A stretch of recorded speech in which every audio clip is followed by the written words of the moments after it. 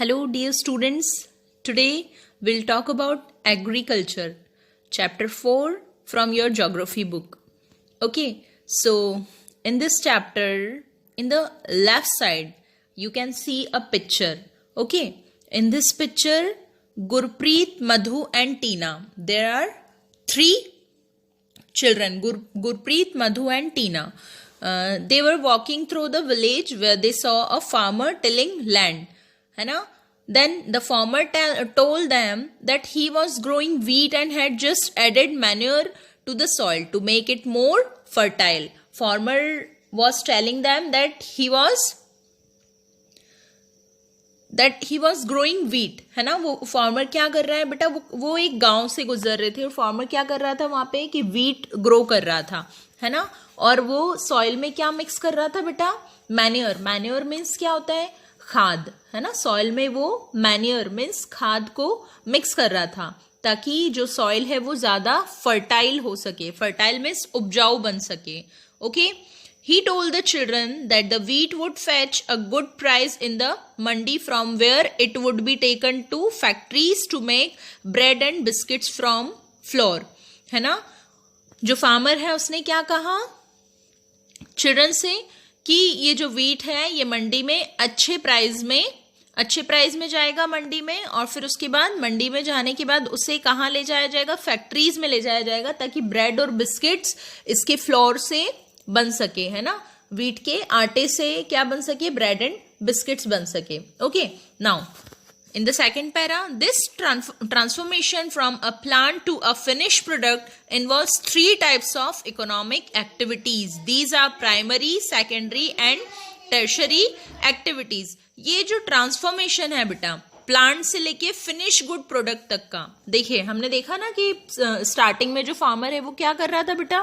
वो ग्रो कर रहा था, वीट को ग्रो कर रहा था, है ना? और उसने कहा कि ये वीट जब रेडी होकर के मंडी में जाएगा तो उसके बाद उस पे प्रोसेसिंग होगी और बिस्किट और ब्रेड बनेगा.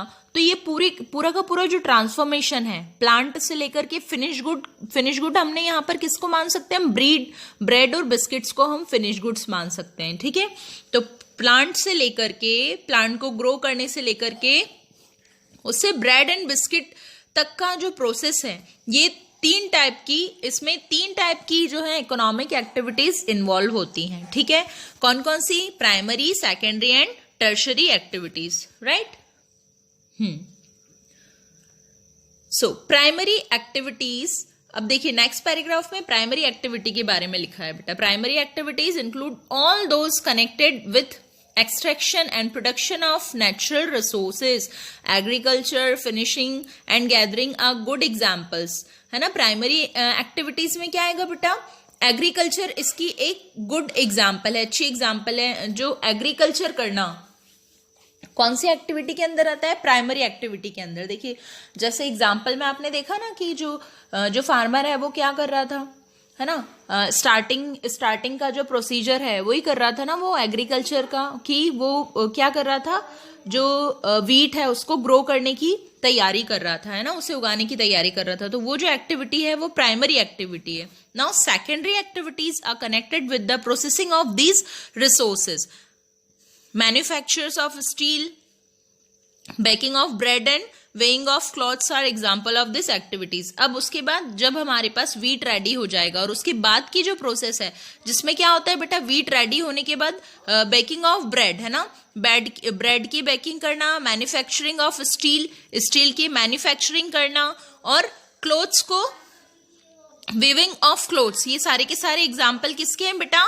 सेकेंडरी एक्टिविटी के. Now tertiary activities provide support to the primary and secondary sector through services, transport, trade, banking, insurance and advertising are example of tertiary activities. अब tertiary activities क्या है बेटा? एक ऐसी एक्टिविटी जो इन प्राइमरी और secondary दोनों एक्टिविटीज को सपोर्ट करती हैं. ऐसी एक्टिविटीज कौन सी एक्टिविटी है? टर्शरी एक्टिविटीज है. ठीक है, अब इनके एग्जाम्पल क्या क्या है? ट्रांसपोर्ट है, जैसे ट्रेड है, बैंकिंग, इंश्योरेंस, ये सारी की सारी एक्टिविटी क्या है? इन दोनों एक्टिविटीज को सपोर्ट करती है या इन दोनों एक्टिविटीज को होने में मदद करती हैं. ठीक है, ये सारी हमारी ये तो बात हुई हमारी प्राइमरी, सेकेंडरी और टर्शरी एक्टिविटी की। ओके, नाउ लेट्स सी, आपको एक बॉक्स दिख रहा है लेफ्ट साइड में, वर्ड ओरिजिन, है ना। कौन से वर्ड का ओरिजिन यहाँ पे दिया है? The word agriculture is derived from Latin word ager और एग्री। ये लैटिन वर्ड से आया है। एग्रीकल्चर जो है वो कहाँ से आया बेटा? लैटिन वर्ड से आया है। और लैटिन वर्ड क्या है? वो एगर और agri, meaning soil and culture. देखिए, एग्री का मतलब क्या हुआ? Soil, and culture meaning cultivation. Latin word है एग्री और एगर से ये एग्रीकल्चर बना है, तो एग्री का मीनिंग तो क्या है? सॉइल, एंड कल्चर का मीनिंग क्या है? कल्टीवेशन। ओके, तो सॉइल का कल्टीवेशन, तो दोनों वर्ड को मिला के क्या बना? एग्रीकल्चर। एग्री और कल्चर दोनों को मिला के एग्रीकल्चर बना। Okay, now let's talk about the another paragraph, which is agriculture is a primary activity. It includes growing crops, fruits, vegetables, flowers, and rearing of livestock. In the world, 50% of persons are engaged in agriculture activities. 2/3 of India's population is still depending on agriculture. देखिए, agriculture जैसा कि हमने अभी पढ़ा ऊपर की एक primary activity है। It includes growing crops. अब इस एग्रीकल्चर में क्या होता है? इसमें क्या क्या इंक्लूडेड है? एग्रीकल्चर में क्रॉप्स को उगाना, फ्रूट्स और वेजिटेबल्स को उगाना, फ्लावर्स को उगाना, है ना। और जो हम कह सकते हैं कि जो पशु हैं, है ना, पशुओं को चराना, ये सारी चीजें एग्रीकल्चर की एक्टिविटी में ही इंक्लूड होती हैं। ओके, अब पूरे वर्ल्ड की 50% जो पर्सन्स हैं वो इस एक्टिविटी में एंगेज होते हैं। कौन सी एक्टिविटी में? एग्रीकल्चर की एक्टिविटी में। इसीलिए तो इसे प्राइमरी एक्टिविटी कहते हैं बेटा, है ना। तो 50% पॉपुलेशन पूरे वर्ल्ड की, मतलब पूरे वर्ल्ड की आधी पॉपुलेशन इसी एक्टिविटी में इन्वॉल्व होती है। Okay, 2/3 of India's population is still depend on agriculture. और हमारे भारत की 2/3 पॉपुलेशन अभी भी एग्रीकल्चर पे डिपेंडेंट है। Favorable topography of soil and climate are vital for agriculture activity, है ना। एग्रीकल्चरल एक्टिविटी के लिए हमें ऐसी टोपोग्राफी, अब टोपोग्राफी क्या बेटा? टोपोग्राफी मतलब ऐसी जगह, फेवरेबल जगह, है ना। फेवरेबल जगह मतलब कि वो उसके लिए एक्चुअल में ठीक हो, ऐसी जगह हमें चाहिए होती है। देखिए, लिखा है favourable topography of soil and climate are vital for agricultural activity, है ना। अनुकूल, है ना। फेवरेबल मतलब अनुकूल, जो उस एग्रीकल्चर एक्टिविटी के लिए ही हो, ऐसी जगह और ऐसी ही सॉइल और ऐसा क्लाइमेट बहुत ही इंपॉर्टेंट रोल प्ले करता है एग्रीकल्चर के लिए। The land on which the crops are grown is known as arable land, है ना। अब एरेबल लैंड किसको कहते हैं? वो ऐसी लैंड जहां पर क्रॉप्स को उगाया जाता है, वो एरेबल लैंड कहलाती है। Now in the map you can see that agricultural activities is concentrated in those regions of the world where suitable factors for the growing of crops exist, है ना। यहाँ पर जो मैप दिया है वहां आप देख सकते हो कि वर्ल्ड में इतने कौन कौन से एरियाज हैं जहां पे सुटेबल फैक्टर्स यहां पर हैं। किसके लिए बेटा? एग्रीकल्चर के लिए, है ना। देखिए, यहां आप देख सकते हैं, यहां बहुत अच्छे से देख सकते हैं एरेबल लैंड, है ना। ग्रीन कलर से यहाँ पे बताया गया है एरेबल लैंड को, है ना। मींस इस हमारा ये जो मैप है बेटा, इसमें जहां पर भी ग्रीन कलर है उस सारे के सारे मैप में ये जो जितने भी जगह पे आपको ग्रीन कलर दिख रहा है, ये सारे एरेबल लैंड है। देखिए, अलग अलग ओशंस में, पैसिफिक ओशन में कुछ एरिया है जो ग्रीन कलर से है ना। फिर साउथ अटलांटिक ओशन में है बेटा, फिर नॉर्थ अटलांटिक ओशन में है ग्रीन कलर वाला एरिया, है ना। तो सारे के सारे नाउ इंडियन ओशन में देखिए कितना सारा, नीचे वाला कितना सारा एरिया है जो ग्रीन कलर्ड है ना। तो ये सारे के सारे एरिया वो है जो कि सूटेबल है किस लिए? एग्रीकल्चर के लिए। ओके, एरेबल लैंड मींस वो लैंड जहां पर हम जो सूटेबल होती है एग्रीकल्चर के लिए। ओके, उस लैंड को क्या कहते हैं? एरेबल लैंड कहते हैं। नाउ डू यू नो, अब देखिए क्या बताएं यहाँ पे, एग्री, सैरी, पीसी, विटी और हॉर्टी, और इन सब के पीछे क्या लगा है? Culture. Agri plus culture agriculture, seri plus culture sericulture, pisci plus culture pisci culture, viti plus culture viticulture, और हॉर्टी प्लस कल्चर हॉर्टिकल्चर। तो ये सारे अलग अलग मीनिंग है। देखिए बेटा, एग्रीकल्चर तो क्या है? The science and art of cultivation on the soil, rising crops and rearing live stock. It is also called farming, है ना। एग्रीकल्चर क्या है? इसको एग्रीकल्चर को हम एक साइंस भी कह सकते हैं। हम साइंस तो कह ही सकते हैं और इसको एक आर्ट भी कह सकते हैं। किस चीज की आर्ट है ये? कल्टीवेशन की आर्ट है। सॉइल पे कल्टीवेशन करना, ठीक है। सॉइल पे कल्टीवेशन करने की आर्ट है एग्रीकल्चर। इसमें क्या क्या इंक्लूड कर सकते हैं हम? राइजिंग क्रॉप्स को उगाना, है ना, पशुओं को चराना, और इस प्रोसेस को, एग्रीकल्चर की प्रोसेस को हम फार्मिंग भी कहते हैं। Okay. Sericulture, what do you mean by sericulture? It's commercial rearing of silk worms, है ना बेटा। जो सिल्क वॉर्म्स होते हैं ना, उनका प्रोडक्शन करना, उनके प्रोडक्शन से चीजों को बनाना, है ना, ये क्या है? सेरीकल्चर है। एग्रीकल्चर के बारे में आपने देखा, सेरीकल्चर देखा। अब देखिए पिसीकल्चर। पिसीकल्चर क्या है? Breeding of fish and specially constructed tanks and ponds, है ना। कंस्ट्रक्टेड टैंक्स एंड पॉन्ड्स के हेल्प से क्या करना? फिशिंग करना। ये क्या है? पिसीकल्चर है। तो फिशिंग को क्या कहते हैं? पिसीकल्चर कहते हैं। सेरीकल्चर किसे कहते हैं? सिल्क वॉर्म से प्रोडक्शन जो होता है उसे। और एग्रीकल्चर आप जानते ही हैं। Now viticulture, cultivation of grapes का कल्टीवेशन, ग्रेप्स को कल्टीवेट करना, इसे हम क्या कहते हैं? विटीकल्चर कहते हैं। Now horticulture, growing vegetables, flowers and fruits for commercial use के लिए वेजिटेबल्स, फ्लावर्स और फ्रूट्स को ग्रो करना, ये क्या है? हॉर्टिकल्चर है। तो बेटा यहाँ पर देखिए दिया है एग्रीकल्चर, सेरीकल्चर, पिसीकल्चर, विटीकल्चर और हॉर्टिकल्चर। आई होप कि आपको ये सारे 5 समझ आए होंगे। Now let's C form system क्या है? देखिए, एग्रीकल्चर और farming can B looked at a system. जो एग्रीकल्चर या फार्मिंग है, इसे हम एक सिस्टम की तरह भी देख सकते हैं। The important inputs are seeds, fertiliser, machinery and, देखिए इंपॉर्टेंट इनपुट्स क्या क्या है? सीड्स हैं, फर्टिलाइजर्स है, मशीनरी है, and labour. Some of the operations involve ploughing, sowing, irrigation, weeding and harvesting. The outputs from the system include crops, wool, dairy and poultry products. Okay, तो इसे हम एक सिस्टम की तरह देख सकते हैं, पूरे की पूरे सिस्टम की तरह देख सकते हैं ना। देखिए कैसे देख सकते हैं बेटा?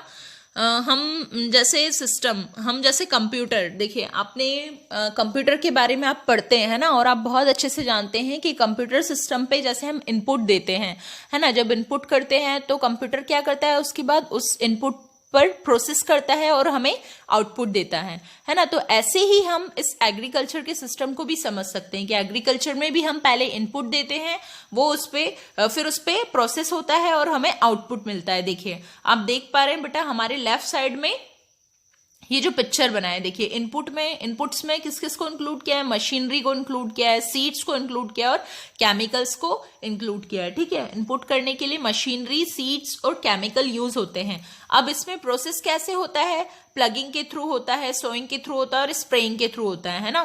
पहले क्या किया जाता है? खेत को प्लग किया जाता है, जोता जाता है, फिर सोइंग में बीज को बोते हैं और फिर स्प्रे का वर्क होता है और उसके बाद आउटपुट हमें मिलता है। आउटपुट हमें किस तरह से मिलता है? क्रॉप्स में हमें मिलता है ना। पूरी क्रॉप रेडी होकर के हमें क्या मिलती है? एग्रीकल्चर में क्रॉप मिलती है। ठीक है, तो इनपुट, प्रोसेस एंड आउटपुट, इस प्रोसेस के थ्रू से बताया है कि एग्रीकल्चर भी क्या है? एक सिस्टम है ना। इन तीनों को इंक्लूड करके एक सिस्टम बताया है यहाँ पे एग्रीकल्चर का। नाउ देखिए राइट साइड में एक और पिक्चर आप देख पा रहे हैं, फिजिकल इनपुट्स, है ना। फिजिकल इनपुट्स कौन कौन से हैं? Sunshine, rainfall, temperature, soil and slope, है ना। ये जो सारी चीजें हैं फिजिकल इनपुट्स में इन्हें इंक्लूड किया है ना।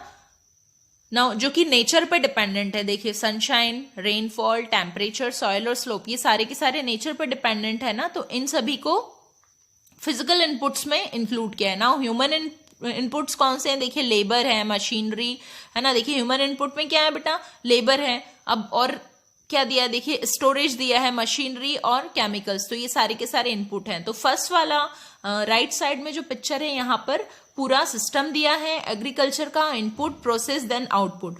और राइट साइड में आप देख पा रहे हैं, लेफ्ट साइड में तो पूरा सिस्टम दिया है और राइट साइड वाले पिक्चर में आप देख पा रहे हैं कि इनपुट्स को भी डिवाइड किया है, फिजिकल इनपुट्स और ह्यूमन इनपुट्स में। ओके, नाउ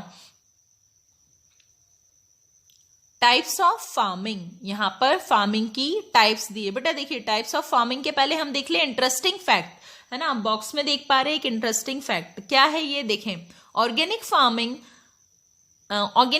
के बारे में दिया है ना। क्या है ये फार्मिंग, देखें, in this type of farming organic manure and natural pesticides are used instead of chemicals. No genetic modification is done to increase the yield of the crop. Organic farming क्या है, एक ऐसी फार्मिंग जहां पर क्या होता है बेटा, ऑर्गेनिक खाद, है ना, ऑर्गेनिक मैन्योर यूज होती है, जहां पे ऑर्गेनिक खाद और नेचुरल पेस्टिसाइड्स यूज होते हैं केमिकल की प्लेसेस पे, है ना। केमिकल से क्या हो रहा है, आप लोग सुनते हैं, न्यूज में सुनते हैं, है ना, कई बार पढ़ते भी हैं कि केमिकल से, जब भी एग्रीकल्चर वाले जो पोर्शन है उसको जब आप पढ़ते हैं कहीं पर भी या न्यूज में सुनते हैं, तो क्या होता जा रहा है बेटा, धीरे धीरे बहुत ज्यादा केमिकल का यूज करने से जो है जो जमीन है ना, वो उसकी फर्टिलिटी खत्म होती जा रही है ना। तो इसका एक सॉल्यूशन जो ऑर्गेनिक फार्मिंग है, ये बहुत ही अच्छा सॉल्यूशन है। ऑर्गेनिक फार्मिंग में क्या होता है बेटा कि जो जमीन है उसकी फर्टिलिटी भी खत्म नहीं होती और प्रोडक्शन भी बहुत ज्यादा होता है ना। Means production natural pesticides use करते हैं ना, यहाँ पे कोई भी केमिकल यूज नहीं करते, तो प्रोडक्शन ज्यादा होता है और फर्टिलिटी भी बनी रहती है जमीन की। ओके, तो ये एक इंटरेस्टिंग फैक्ट है ऑर्गेनिक फार्मिंग से related. Okay, now types of farming, यहां पर हम पढ़ेंगे फार्मिंग की टाइप्स कौन कौन सी हैं। Okay, so farming is practised in various ways across the world, है ना, पूरे दुनिया में अलग अलग तरीके से फार्मिंग की जाती है, depending upon the geographical condition, demand of product, labour and level of technology. Farming can be classified into 2 main types, है ना। किस किस पर डिपेंड है ये, देखिए ज्योग्राफिकल कंडीशंस, है ना, कि कौन से प्लेस की ज्योग्राफिकल कंडीशन कैसी है ना, उसी तरीके से वहां पर फार्मिंग की जाएगी, है ना। डिमांड ऑफ प्रोडक्ट की क्या डिमांड है, डिमांड पे भी फार्मिंग डिपेंड करती है ना। जिस प्रोडक्ट की जिस प्लेस पे ज्यादा डिमांड है उसकी वहां पर फार्मिंग ज्यादा करने की जरूरत होती है, उसका प्रोडक्शन ज्यादा करने की जरूरत होती है। जिन चीजों की कम डिमांड है उनका प्रोडक्शन कम करने की जरूरत होती है। Okay, now labour and level of technology के लेवल और लेबर पे भी डिपेंड करती है। फार्मिंग को हम 2 मेन टाइप्स में क्लासिफाई कर रहे हैं यहाँ पर, है ना। फर्स्ट है सब्सटेंस फार्मिंग और सेकेंड है कमर्शियल फार्मिंग, है ना। तो देखिए जरा कि सब्सटेंस फार्मिंग क्या है। फर्स्टली हम लोग पढ़ेंगे subsistence farming. This type of farming is practice to meet the needs of the farmer's family. Traditionally low level of technology and household labour are use to produce on small output. इस type की farming कहाँ पर use होती है बेटा, farmers की family में use होती है ना। फार्मर अपनी फैमिली की जो नीड्स है उसे फुलफिल करने के लिए यूज करते हैं, ठीक है। Traditionally low level of technology, low level की टेक्नोलॉजी यहाँ पर यूज होती है। अब आप खुद सोचिए थोड़ा सा कि सब्सटेंसेस फार्मिंग में क्या होगा बेटा। जैसे कि हम कह रहे हैं कि फार्मर अपनी फैमिली की नीड्स को पूरा करने के लिए ही फार्मिंग करते हैं, तो सीधी सी बात है कि बहुत ही छोटे से एरिया पे फार्मिंग करते होंगे, क्योंकि सिर्फ वो अपने लिए, अपनी नीड्स को पूरा करने के लिए, अपने और अपनी फैमिली के नीड्स को पूरा करने के लिए फार्मिंग कर रहा है ना। तो छोटे लेवल पे फार्मिंग होती है और उसके आउटपुट भी स्मॉल ही मिलते हैं। Now subsistence farming can be further classified as intensive subsistence and primitive subsistence farming. इस सब्सटेंसेस फार्मिंग को हमने 2 टाइप्स में फिर से क्लासिफाई किया है ना, इंटेंसिव सब्सटेंसेस और प्रिमिटिव सब्सटेंसेस। ओके, तो इंटेंसिव को पढ़ेंगे पहले, है ना। देखिए सबसे पहले हमने क्या देखा कि फार्मिंग को मेनली 2 टाइप्स में हमने डिवाइड किया है, सब्सटेंसेस फार्मिंग में और कमर्शियल फार्मिंग में। हमने स्टार्ट किया सब्सटेंसेस फार्मिंग से और सब्सटेंसेस फार्मिंग का मीनिंग देखा, और अब हम देख रहे हैं कि सब्सटेंसेस फार्मिंग को भी 2 टाइप में डिवाइड किया है, इंटेंसिव सब्सटेंस और primitive substance. Okay, let's see the intensive, और इंटेंसिव के बाद हम देखेंगे primitive substance. Okay, in intensive substance agriculture the farmer cultivates a small plot of land using simple tools and more label, है ना. एक small plot of land पे वो क्या करता है, सिंपल टूल्स और ज्यादा लेबर को यूज करके, वो बहुत ज्यादा टूल्स यूज नहीं करता है ना, क्योंकि हमने देखा कि सब्सटेंस फार्मिंग अपने लेवल पे से फार्मर क्या करता है, अपनी जो नीड है उसे फुलफिल करने के लिए करता है, तो बहुत ज्यादा वो टूल्स यूज नहीं करता है ना. Climate with large number of days with sunshine and fertile soil permit growing of more than one crop actually on the same plot, है ना. सेम प्लॉट पे वन और मोर क्रॉप्स भी वो क्या कर सकता है बेटा, ग्रो कर सकता है. बट ये किस पर डिपेंड करता है, क्लाइमेट पर डिपेंड करता है ना, और सनशाइन पर डिपेंड करता है कि जो भी क्रॉप वो ग्रो कर रहा है वो उसके अकॉर्डिंग है कि नहीं, है ना. क्लाइमेट उसके अकॉर्डिंग है कि नहीं. Rice is the main crop, rice एक मेन क्रॉप है. अदर क्रॉप्स इंक्लूड व्हीट, मेज, pulses and oil seeds. Intensive substance agriculture is prevalent in the thickly populated areas of the monsoon regions of south, southeast and east India. अब ये इस type की जो agriculture है, intensive substances farming वाली जो agriculture है, ये कहाँ पर ज्यादा होती है. लिखा है कि थिकी पॉपुलेटेड एरियाज, जैसे कि, और थिकी पॉपुलेटेड एरियाज और मानसून रीजन, साउथ के मानसून रीजन्स और साउथ ईस्ट में और ईस्ट एशिया में ये ज्यादा होती है इस टाइप की agriculture. Okay, now move on to the next page.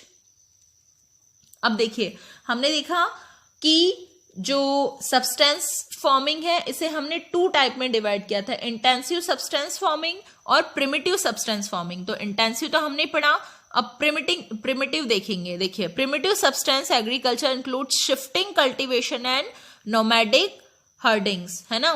Shifting cultivation, अब प्रिमिटिव सब्सटेंस में क्या होता है, शिफ्टिंग कल्टीवेशन को इंक्लूड कर रहे हैं हम एक तो, और सेकेंडली किसे इंक्लूड कर रहे हैं, नोमैडिक हर्डिंग में. देखिए, प्रिमिटिव सब्सटेंस भी 2 टाइप्स में डिवाइड है. शिफ्टिंग कल्टीवेशन क्या है, देखें, shifting cultivation is practised in the thickly forest area of Amazon basin, tropical Africa, parts of south east Asia and north east India, है ना. तो ये सारी की सारी जगह हैं, यहाँ पर ये इस टाइप की कल्टीवेशन ज्यादा होती है. कौन सी, शिफ्टिंग कल्टीवेशन. देखिए, शिफ्टिंग कल्टीवेशन में क्या होता है बेटा, कि जो फार्मर होता है वो क्या करता है कि किसी भी प्लेस को सिलेक्ट करता है और उस प्लेस पे जितनी भी ग्रीनरी होती है, जितनी भी ट्रीज होती है ना, जो चीजें भी होती है, उनको क्या करता है, वो पहले जला देता है, और उससे जो ऐश मिलती है उससे जो जला के और उन चीजों को खत्म करने के बाद जो उसे राख मिलती है, वो किस में मिक्स होती है बेटा, वहां की सॉइल में मिक्स होती है. वहां की सॉइल में जब वो मिक्स होती है तो वो प्लेस क्या हो जाती है बेटा, फर्टाइल बन जाती है. वहां पर एग्रीकल्चर के लिए वो चीजें फर्टाइल बन जाती है ना.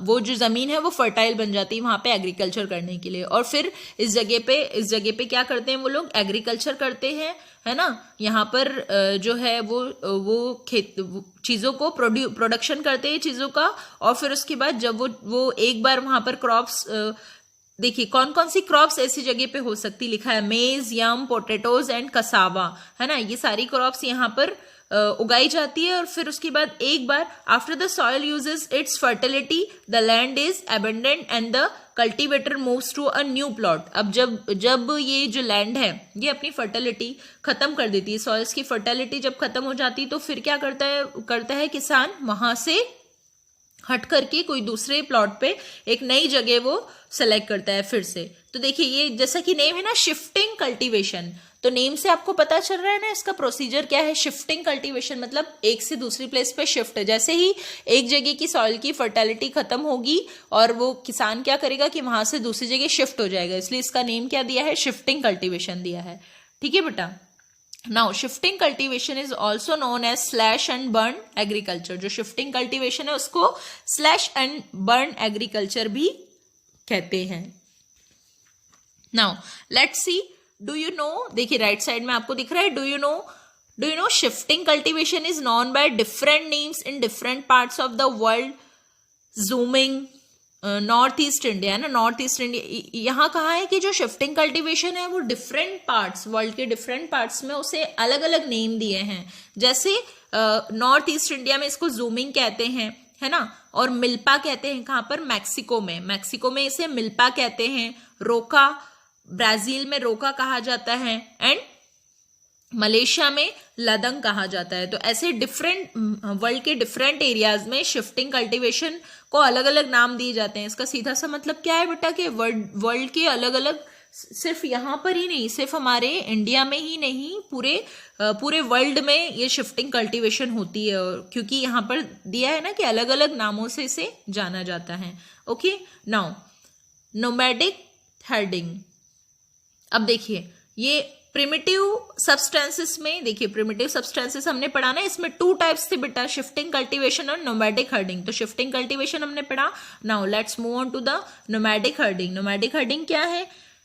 इस practiced in the semi-arid and arid region of Sahara, Central Asia and some parts of India like Rajasthan, Jammu and Kashmir. In this type of farming, herdsmen move from place to place with their animal for fodder and water along defined routes. देखिए अब यहाँ क्या है, nomadic herding, सीधी सी बात। देखिए यहाँ पे आप पिक्चर देख पा रहे हैं बेटा, हमारे राइट साइड में नोमैडिक हर्डिंग का आप पिक्चर देख रहे हैं। Nomadic herders with their camels, है ना, नोमैडिक हर्डर्स यहाँ पर दिए हैं किसके साथ, अपने कैमल के साथ। तो ऐसे जो हर्डर्स है ना, ऐसे जो लोग हैं जो पशु को पालते हैं, वो क्या करते हैं बेटा, अपने पशुओं के साथ उन्हें इधर से उधर जाना पड़ता है ताकि उन्हें खाना मिल सके, उनके पशुओं को खाना मिल सके और पानी मिल सके। और फिर खाना और पानी जब उन्हें मिल जाता है तो इन एनिमल से उन्हें एनिमल प्रोडक्ट मिलते हैं, है ना, इन एनिमल से उन्हें अलग अलग तरह के एनिमल प्रोडक्ट मिलते हैं। भाई देखो, अगर वो अपने पशुओं के साथ जाएंगे, इधर उधर घूमेंगे उनके खाने और पानी के लिए, तो उनको भी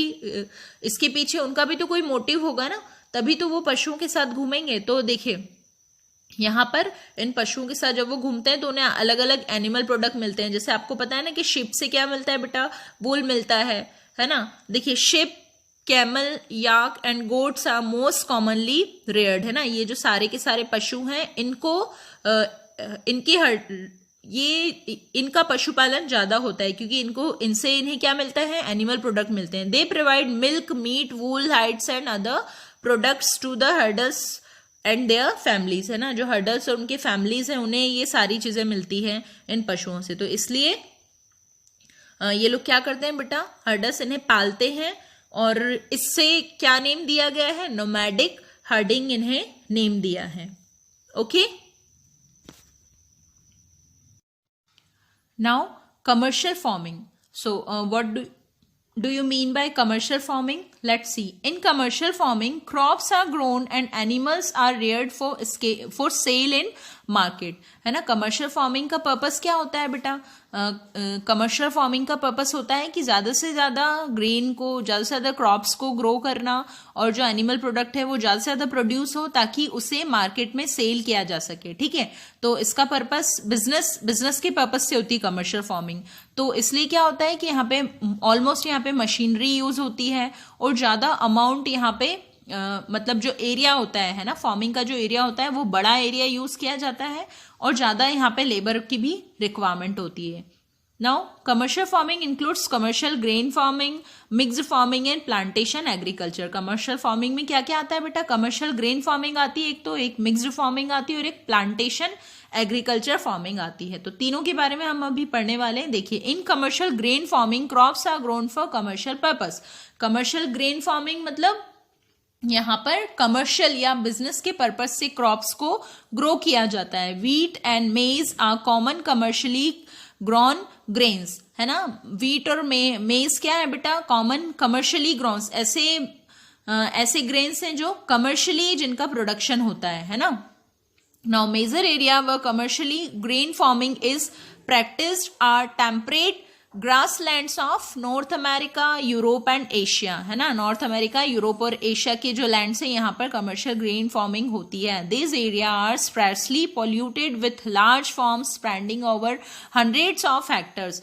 sewer winter restricted the growing the growing season and only a single crop can be grown. अब ये जो कमर्शियल ग्रेन फार्मिंग है बेटा, यहाँ इन एरियाज में क्या होता है कि विंटर ज्यादा होती है, तो ये विंटर रोक देती है एक से ज्यादा ग्रेन को, यहाँ पर एक से ज्यादा क्रॉप को उगाने के लिए ये वाला जो बहुत ज्यादा विंटर्स जो होती है ना, इस वजह से एक से ज्यादा ग्रेन का प्रोडक्शन यहाँ पर नहीं हो सकता है ना, एक से ज्यादा क्रॉप को यहाँ पर नहीं उगाया जा सकता, इसलिए यहाँ पर सिर्फ सिंगल क्रॉप ही उगाई जाती है ना। नाउ इन मिक्स्ड फार्मिंग, अब सेकेंडली हम मिक्स फार्मिंग की बात करेंगे बेटा, जैसा कि नेम से हमें पता चल रहा है मिक्स, यानी कि मिक्स्ड फार्मिंग में क्या होता है, the land is used for growing food and fodder crops and rearing live stocks, है ना। लैंड किसके लिए यूज होती है, फूडर क्रॉप्स के लिए यूज होती है और पशुओं को चराने के लिए भी यूज होती है। It is practised in Europe, eastern USA, Argentina, south east Australia, New Zealand and South Africa, इन सारे जगहों, इन सारे एरियाज में ये की जाती है, मिक्स्ड फार्मिंग की जाती है। नाउ अब देखिए थर्ड टाइप क्या था, प्लांटेशन। प्लांटेशन के बारे में देखिए, plantation are a type of commercial farming where single crop of tea, coffee, sugar cane, cashew, rubber, banana और कॉटन आर ग्रोन, है ना। प्लांटेशन क्या है बेटा, कमर्शियल फार्मिंग का एक टाइप है जहां पे सिंगल क्रॉप को ग्रो किया जाता है, जैसे T, coffee, sugar cane, cashew, rubber और बनाना या फिर कॉटन ये कह लें हम लोग, तो इन सबकी एक सिंगल क्रॉप उगाई जाती है यहाँ पर। Large amount of labour and capital R required, the produce may be proceed on the firm itself on in near by factories, है ना। यहाँ ये या तो फर्म में ही इसकी जो प्रोसेसिंग का जो वर्क होता है या तो फर्म में ही होता है या फिर पास की फैक्ट्री में होता है, और यहाँ पर एक बड़े अमाउंट में लेबर और कैपिटल की नीड होती है ना। The development of a transport network is दस एसेंशियल फॉर सच फार्मिंग, और इस टाइप की फार्मिंग के लिए ट्रांसपोर्ट नेटवर्क की भी जरूरत होती है। देखिए हमने पढ़ा था ना बेटा यहाँ पर कि प्राइमरी, सेकेंडरी और टर्शरी पढ़ा था ना, तो देखिए ये जो ट्रांसपोर्ट है कौन सी टर्शरी एक्टिविटी है, और टर्शरी एक्टिविटी के बारे में हमने क्या पढ़ा था कि ये हेल्प करती है प्राइमरी और सेकेंडरी एक्टिविटी की। तो देखिए यहाँ पर आ गया कि ट्रांसपोर्ट नेटवर्क की यहाँ पे नीड होती है इस टाइप के प्लांटेशन में। Now major plantations are found in the tropical regions of the world, rubber in Malaysia, देखिए रबर मलेशिया में, कॉफी कहाँ पर, ब्राजील में, टी इंडिया और श्रीलंका में, है ना। ये सारे एग्जाम्पल हैं कि इन जगहों पे ये क्रॉप्स, कौन कौन सी क्रॉप्स, प्लांटेशंस वाली ये क्रॉप्स उगाई जाती हैं। Okay, now in your left side you can see the picture of banana plantation, है ना। यहाँ पर हम प्लांटेशन की बात कर रहे हैं, और प्लांटेशन में मैंने आपको जैसे बताया कि एक सिंगल क्रॉप का प्लांटेशन किया जाता है। तो देखिए इस पिक्चर में आप देख पा रहे हैं कि पूरा का पूरा जो एरिया यहाँ पर बनाना का ही प्लांटेशन किया हुआ है। नाउ मेजर क्रॉप्स, है ना, मेजर अलग अलग टाइप की क्रॉप्स के बारे में हम पढ़ेंगे। ये कौन कौन सी क्रॉप्स है देखिए, a large variety of crops are grown to meet the requirement of the growing population. Crops also supply raw material for agro based industries. Major food crops are wheat, rice, maize and millets, jute and cotton are fiber crops. Important beverage crops are tea and coffee. देखिए ये जो crop है बहुत ही एक large variety में जो crops है इनकी नीड होती है, किस लिए होती है, ये ग्रोइंग पॉपुलेशन जो है, बढ़ती हुई पॉपुलेशन है, इसके रिक्वायरमेंट को फुलफिल करने के लिए बहुत ही बड़े अमाउंट में जो है क्रॉप्स की नीड होती है। क्रॉप्स रॉ मटेरियल भी सप्लाई करते हैं, कुछ ऐसी इंडस्ट्रीज होती हैं बेटा जो कि एग्रीकल्चर की प्रोडक्ट पे डिपेंड करती हैं, तो उन इंडस्ट्रीज को रॉ मटेरियल भी ये क्रॉप्स प्रोवाइड करती हैं। मेजर फूड क्रॉप्स दी हुई है यहाँ पे, व्हीट है, राइस है, मेज है और माइलेट्स है। नाउ जूट और कॉटन दोनों फाइबर क्रॉप्स हैं, और टी और कॉफी वाली क्रॉप्स, टी और कॉफी क्रॉप्स को भी दिया है ना। तो ये सारी मेजर क्रॉप्स है, अब इनके बारे में हम सेपरेटली पढ़ेंगे। देखें first of all rice. Rice is the major food crop of the world. It is the staple diet of the tropical and subtropical regions, है ना। राइस एक मेजर क्रॉप है, पूरे के पूरे वर्ल्ड में जो राइस है एक बहुत ही इंपॉर्टेंट क्रॉप है। और ये स्टेपल डाइट मतलब हम कहते हैं ना कि स्टेपल डाइट का सीधा सा मतलब है कि जिसको ऐसी डाइट जो यूजुअली मतलब जो यूज करते हैं लोग ज्यादा खाने में, है ना। तो ये स्टेपल डाइट है। कौन कौन से एरियाज की स्टेपल डाइट है? ट्रॉपिकल एंड सब ट्रॉपिकल रीजन्स की। Rice needs high temperature, high humidity and rainfall. इसे हाई टेम्परेचर की नीड होती है, हाई ह्यूमिडिटी और रेनफॉल की भी नीड होती है। It grows best in alluvial clay soil which can retain water. एक ऐसी सॉइल की जरूरत होती है इसे जो कि वाटर को रिटेन करके, मतलब वाटर को सोक करके रखे। Now China leads in the production of rice. China जो है वो चाइना में सबसे ज्यादा प्रोडक्शन होता है राइस का, और इसके बाद इंडिया, जापान, श्रीलंका और इजिप्ट में भी होता है। Okay, now in favourable climate condition as in West Bengal and Bangladesh 2 to 3 crops are grown in a year. अगर फेवरेबल क्लाइमेट कंडीशन है तो वेस्ट बंगाल और बांग्लादेश में 2 से 3 क्रॉप्स यहाँ पे उगाई जाती हैं। देखिए राइस कल्टीवेशन का आप पिक्चर भी देख सकते हैं लेफ्ट साइड में। Okay, now move on to the next paragraph which is wheat. Wheat के बारे में पढ़ेंगे। Wheat requires moderate temperature and rainfall during growing season and bright sunshine at the time of harvest, है ना। Growing season के time पे इसको क्या चाहिए बेटा, वीट को मॉडरेट टेम्परेचर चाहिए। मॉडरेट मतलब एक नॉर्मल, है ना, मीडियम टेम्परेचर चाहिए, और रेनफॉल भी मीडियम चाहिए जब ग्रोइंग सीजन हुआ, और ब्राइट सनशाइन चाहिए जब हम इसे काटते हैं। काटने के समय, हार्वेस्टिंग के समय ब्राइट सनशाइन चाहिए होता है इसे। It thrives best in well drained Lumi soil. Wheat is grown extensively in USA, Canada, Argentina, Russia, है ना, Ukraine, Australia and India. In India it is grown in winter, है ना। ये सारी की सारी जगह यहाँ पर इसे ग्रो किया जाता है, और इंडिया में इसे विंटर के सीजन में ग्रो किया जाता है। देखिए वीट हार्वेस्टिंग का पिक्चर आप देख सकते हैं लेफ्ट साइड में, है ना। Now millets, they are also known as coarse grain and can be grown on less fertile and sandy soils. देखिए इसे जो माइलेट्स है इन्हें मोटे अनाज कहा जाता है ना, मोटे अनाज के रूप में भी जाना जाता है, और ये कम फर्टाइल और सैंडी सॉइल में भी उग जाते हैं। It is a hardy crop that needs low rainfall and high to low rainfall चाहिए ना, और हाई टू मॉडरेट टेम्परेचर इसमें चाहिए होता है, एंड एडिक्वेट रेनफॉल। और एक एडिक्वेट मीन्स, एडिक्वेट का मतलब क्या होता है, पर्याप्त, है ना, पर्याप्त रेनफॉल भी इसे नीड होता है, की जरूरत होती है। Jowar bajra and ragi are grown in India, other countries are Nigeria, China and Niger. ये सारी की सारी कंट्रीज में, नाइजर, इन सारी की सारी कंट्री में इसका प्रोडक्शन होता है। Okay, now let's talk about मेज। मेज require moderate temperature, rainfall and lots of sunshine. Moderate temperature की और रेनफॉल की नीड होती है, और बहुत सारे सनशाइन की भी नीड होती है। It need well drained fertile soils. Maize is grown in North America, Brazil, China, Russia, Canada, India and Mexico. इन सारी जगहों पर मेज का जो है प्रोडक्शन होता है। यहाँ मेज कल्टीवेशन का पिक्चर आप देख सकते हैं लेफ्ट साइड में, और राइट साइड में दिया है। Do you no maize is also known as corn.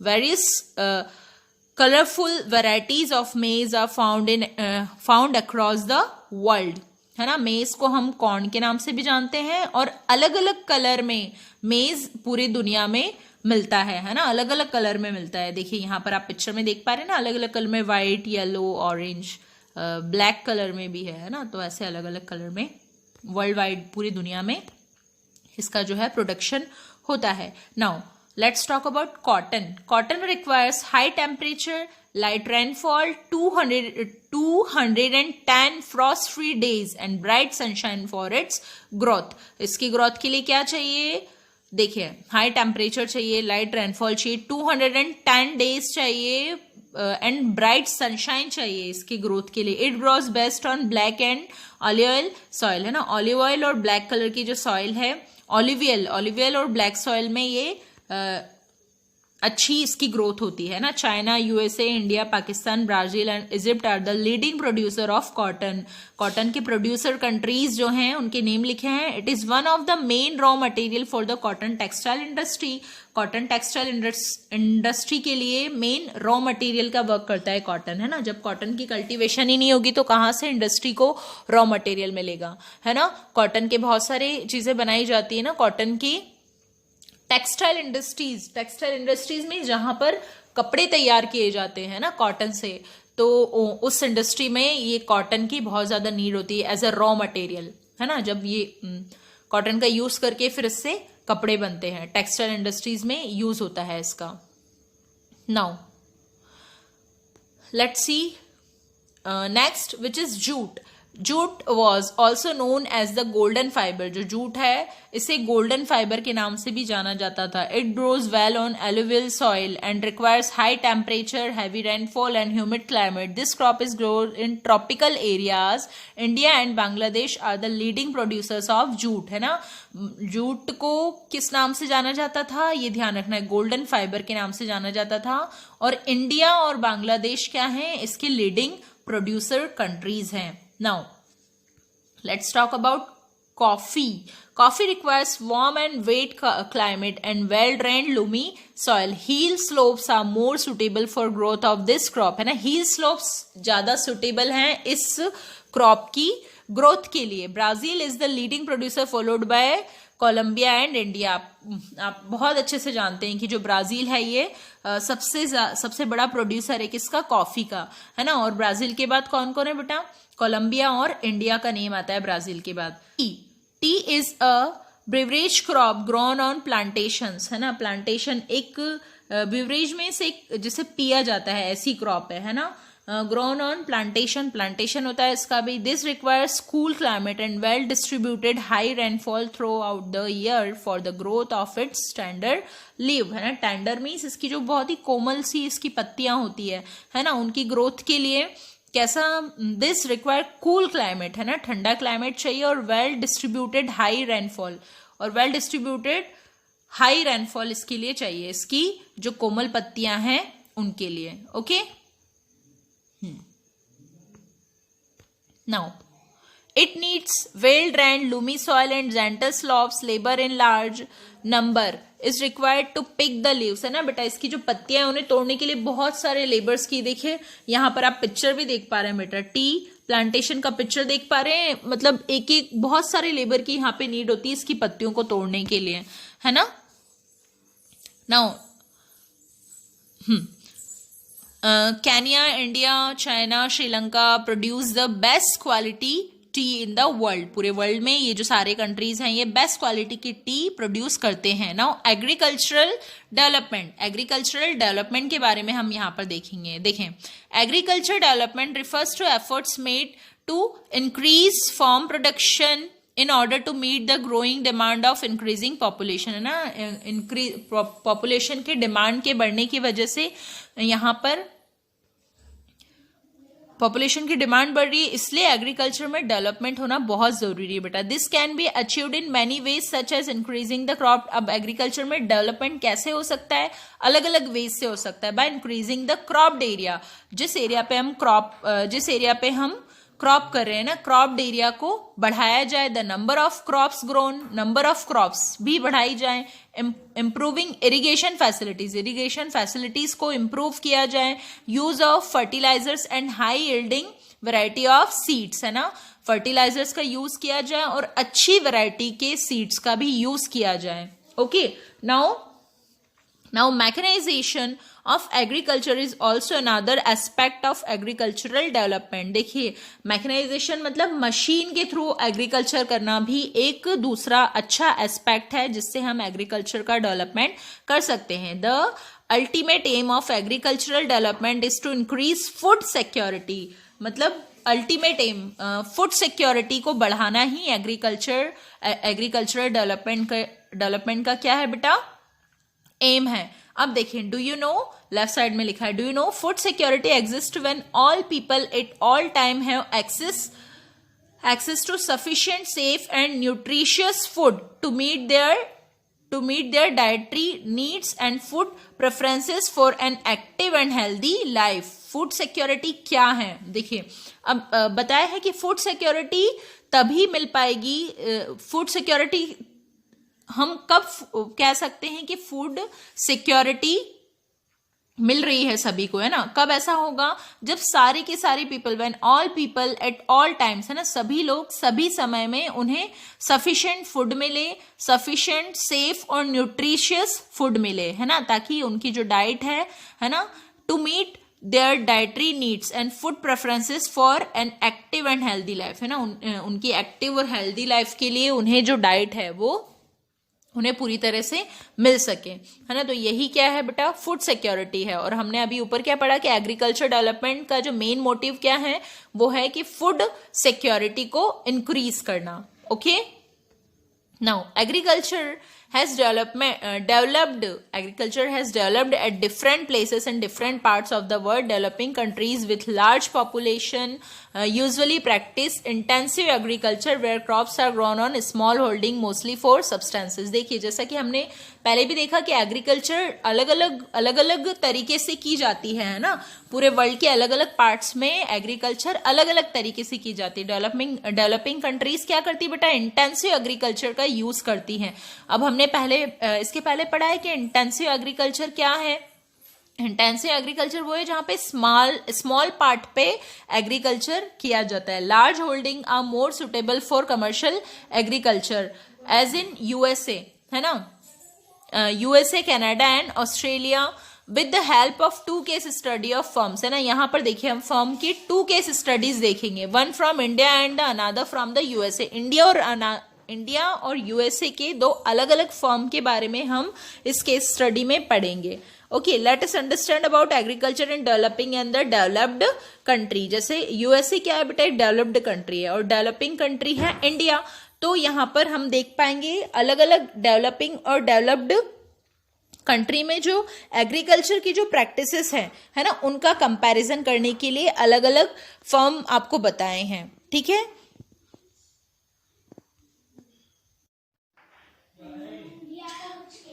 A form in India की फॉर्म के बारे में हम पहले पढ़ेंगे और फिर यूएसए के फॉर्म के बारे में। तो ऐसी डेवलप्ड और डेवलपिंग कंट्रीज में कैसी प्रैक्टिसेस होती हैं एग्रीकल्चर की, यहाँ डिफरेंट एग्जाम्पल्स दिए हैं। Okay, yes, there is a small village Adilabad in Ghazipur district of Uttar Pradesh, है ना। एक छोटा सा विलेज है अदीलाबाद, कहाँ पर, गाजियापुर डिस्ट्रिक्ट में, और ये डिस्ट्रिक्ट कहाँ है, यूपी में है ना। Munna Lal is a small farmer in this village who has farmland of about 1.5 hectares, है ना। 1.5 हेक्टर की उसका एक फॉर्म है। His house is in the main village, और उसका घर मेन विलेज में है। He purchases highly yielded varieties of seeds from the market every alternate year. The land is fertile and he grows at least 2 crops in a year, which are normally wheat or rice and pulses. The farmer takes advice of his friends and elders as well as government agriculture officers regarding farming practices, है ना। देखिए यहाँ पर जो India का जो farmer दिया है बेटा, वो क्या करता है, उसके पास 1.5 हेक्टर्स का उसके पास फील्ड है, और उस फील्ड में वो उसी के पास जो मेन विलेज है वहां पर उसका घर है ना। और वो क्या करता है बेटा कि 1 ईयर में 2 क्रॉप्स एटलीस्ट वो ग्रो करता है, और उसका जो फील्ड है वो फर्टाइल है ना। और उसकी जो मेन क्रॉप्स कौन कौन सी, राइस, पल्सेस और व्हीट वो ग्रो करता है। और वो एडवाइस किस किस की लेता है, अपने फील्ड से रिगार्डिंग अगर उसे कोई एडवाइस चाहिए होती तो वो लेता है उसके फ्रेंड से या एल्डर से या फिर गवर्नमेंट एग्रीकल्चरल ऑफिसर्स जो हैं उनसे वो एडवाइस लेता है अपनी फार्मिंग की प्रैक्टिसेस से related. He takes a tractor on rent to plugging his fields, though some of his friends still use traditional method of using bullocks for plugging, है ना। वो क्या करता है बेटा, रेंट पे एक ट्रैक्टर लेता है अपने जो फील्ड है उसे प्लग करने के लिए। और अभी भी उसके जो दो कुछ फ्रेंड्स तो हैं वो ट्रेडिशनल मेथड यूज करते हैं, है ना, बुलक्स वाली जो ट्रेडिशनल मेथड होती है। देखिए आप देख पा रहे हैं यहाँ पर लेफ्ट साइड में पिक्चर दिया हुआ है, right. There is a tubewell in the nearby field which he takes on rent to irrigate his field, और उसके फील्ड के पास एक ट्यूबवेल भी है जो उसने रेंट पे ली हुई है, वो रेंट पे लेता है अपनी फील्ड को इरिगेशन के लिए, है ना। मुन्ना लाल also has 2 buffaloes and few hens. He sells milk in the cooperative store located in the nearby town, है ना। उसके पास 2 बफेलोज हैं और कुछ हैंस भी हैं और उसके उसके टाउन के पास एक कोऑपरेटिव स्टोर है, वहां पर ये जो मिल्क है इसे सेल आउट करता है। Okay, he is a member of the cooperative society which also advise him on the type of fodder for his animal, safety measures to protect the health of the life stock. अब देखिए वो एक cooperative society का member भी है जो time time पे उसे एडवाइस करती है। किस लिए एडवाइस करती है? कि एनिमल के खाने के लिए, है ना, उनकी सेफ्टी मेजर्स के लिए, है ना, और ज़्यादा प्रोडक्शन के लिए, इन सारी चीज़ों के लिए कोऑपरेटिव सोसाइटी उसे एडवाइस करती है। Okay, now all the members of the family help him in various farm activities. Sometimes he takes credit from a bank or the agriculture cooperative society to buy HYV seeds and implements. अब ये क्या करते हैं, इसके जो family members है इसे help करते हैं, है ना, सारी फॉर्म की एक्टिविटीज़ में, और कुछ कभी कभी वो क्या करता है बेटा, लोन भी लेता है अपने एग्रीकल्चर की एक्टिविटीज़ के लिए, है ना, या फिर सीड्स के लिए लेने के लिए, इन सारी चीज़ों के लिए कभी कभी लोन भी लिया करता है। He sells his product in the mandi located in the nearby town, है ना, मंडी में वो अपने जो भी प्रोडक्ट होते हैं उसके एग्रीकल्चर से उनको पास के टाउन में सेल आउट कर देता है। Since majority of the farmers do not have like storage facilities, they are force to sell the produce even when the market is not favourable to them. क्योंकि ये जो फार्मर्स है बेटा, इनके पास क्या है, सफिशिएंट स्पेस नहीं है, सफिशिएंट प्लेस नहीं है स्टोर करने के लिए, अपने प्रोडक्शन को स्टोर करने के लिए इनके पास सफिशिएंट स्पेस नहीं होता, तो फिर इन्हें क्या करना पड़ता है बेटा, उनको बेचना ही पड़ता है। भले ही फिर मार्केट में उनके प्रोडक्ट की वैल्यू बहुत ज्यादा ना हो, कम दामों पे भी उन्हें बेचना पड़ता है, क्योंकि उनके पास स्टोरेज के लिए प्लेस नहीं होता है। In recent years, the government has taken some steps to develop storage facilities. और recent पिछले कुछ सालों में जो गवर्नमेंट है उन्होंने कुछ स्टेप ली है, गवर्नमेंट ने कुछ स्टेप ली है स्टोरेज फैसिलिटीज जो है फार्मर को देने के लिए। नाउ देखिए, आप इंडिया का एक एग्रीकल्चरल फील्ड देख पा रहे हैं यहाँ पे इस पिक्चर में, है ना। ये तो बात हुई इंडिया की, कि इंडिया का जो भी फार्मर है वो किस तरीके से अपने जो फैमिली है उसका हेल्प लेते हुए, है ना, एग्रीकल्चर करता है, और दूसरे जो अपने फ्रेंड्स हैं, अपने रिश्तेदार हैं, अपने दोस्त हैं, उनकी एडवाइस लेता है ना। और कुछ ये कोऑपरेटिव सोसाइटी का ये मेंबर है, कुछ उससे भी हेल्प लेकर के, और ये ऐसे करके और अपनी इरिगेशन के लिए उसने क्या किया हुआ बेटा, ट्यूबवेल को इसने रेंट पे लिया हुआ है, ये सारी चीजें बताई है। इंडियन फार्मर के बारे में यहाँ पे बताया ना। Now a farm in the USA, अब यूएसए के फॉर्म्स कैसे होते हैं यहाँ देखेंगे। The average size of a farm in USA is much larger than that of an Indian farm. Average farm, USA के फॉर्म की जो साइज है वो इंडियन फॉर्म्स की साइज से बहुत बड़ी होती है ना। A typical farm size in the USA is about 250 hectares, है ना, 250 हेक्टर समथिंग जो है एवरेज साइज होती है यहाँ पर फॉर्म्स की। The farmer generally resides in the farm. Some of the major crops grown are corn, soybean, wheat, cotton and sugar beet. कुछ मेजर्स फॉर्म यहाँ पर दिए हैं, कॉर्न है, सोयाबीन है, व्हीट, कॉटन है, शुगर बीट है यहाँ पर major crops. Now Joy Horan, a farmer in the midwest USA, यहाँ पे जॉय हॉरन का एग्जाम्पल दिया है, एक फार्मर है यूएसए का। In lower state owns about 300 hectares of land, उसके पास 300 हेक्टर लैंड है। अब वो किस तरीके से फार्मिंग करता है, हमने अपने प्रीवियस इंडियन फार्मर के बारे में पढ़ा प्रीवियस पैराग्राफ में, और यहाँ हम देखेंगे कि कैसे एक यूएसए का फार्मर कैसे फार्मिंग करता है। He grows corn on his field after making sure that soil and water resources meet the need of his crops. जब वो श्योर हो जाता है कि सॉइल और वाटर रिसोर्सेज उसके पास सफिशिएंट है ना, कॉर्न के लिए ना, कॉर्न को ग्रो करने के लिए अगर उसके पास वाटर रिसोर्सेस और सॉइल सफिशिएंट है, जब वो श्योर हो जाता है इस चीज से, तो उसके बाद वो क्या करता है बेटा, वहां पर कॉर्न को ग्रो करता है। Now adequate measures are taken to control pest that can damage the crop, है ना। वो पर्याप्त मेजर्स, एडिक्वेट मेजर्स वो क्या करता है, टेक करता है, मतलब वो ध्यान रखता है इस चीज का कि जो उसकी जो क्रॉप है उसको खत्म करने वाली जो चीजें हैं, उसको खत्म करने वाले जो पेस्ट है उनसे उसे बचा के रखता है, उन्हें कंट्रोल करता है ना। Now, from time to time, he sends the soil samples to the soil testing laboratory to check whether the nutritions are sufficient or not. Time to time वो क्या करता है बेटा, अपने soil के samples को भी वो soil testing laboratory में send करता है, ताकि उसे पता चले कि उसकी soil में जो nutrition है वो sufficient है या नहीं. The result helped Joy Horan to play a scientific fertilizer program. क्योंकि वो अपनी सॉइल को भेजता है वहां पे लेबोरेटरी में, तो उसके जो रिजल्ट आते हैं वो उसकी हेल्प करते हैं साइंटिफिकली अपनी जो प्रोग्राम है, फर्टिलाइजर प्रोग्राम है, उसे रन करने में. ठीक है. His computer is linked to the satellite which gives him a precise picture of his field. उसका जो कंप्यूटर है वो सैटेलाइट से लिंक्ड है, ताकि उसको अपने फील्ड की जो सही सही पिक्चर है वो मिल पाती है ना. और सही सही पिक्चर मिल पाती है तो क्या होता है, this helps him to use chemical fertiliser. और उससे उसे पता चलता है कि उसे कैसे केमिकल फर्टिलाइजर अपने फील्ड में यूज करने हैं. देखिए यहाँ पे आप राइट में पिक्चर देख सकते हैं, फॉर्म इन द यूएसए में एक फॉर्म है, उसकी पिक्चर देख पा रहे हैं. और यहाँ नीचे लेफ्ट में देखिए स्प्रे ऑफ पेस्टिसाइड, किस तरीके से यूएसए में वो पेस्टिसाइड्स का स्प्रे कर रहा है ना, करते हैं वो लोग. He uses tractors, seed drills, lever combine harvester and threshers to perform various agriculture operations. देखिए ये सारी की सारी मशीनरीज को यूज करता है एग्रीकल्चर ऑपरेशंस के लिए, है ना. A grain are store in the automated grain store और dispatched to market agencies. Automated grain store में वो स्टोर करता है और फिर मार्केट एजेंसीज को वो बेचता है. The farmer in USA works like a businessman and not like a peasant farmer.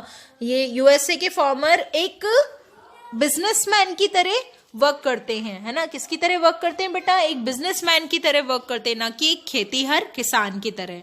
देखिए मशीनाइज्ड हार्वेस्टिंग इन द यूएसए. देखिए यूएसए में मशीन का यूज करके और ये एग्रीकल्चर करते हैं. तो ऐसे आपने देखा, कंपैरिजन किया एक डेवलपिंग और डेवलप्ड कंट्री में जो एग्रीकल्चर की प्रैक्टिसेस होती हैं उसके बारे में. Okay, so this is all about our chapter agriculture.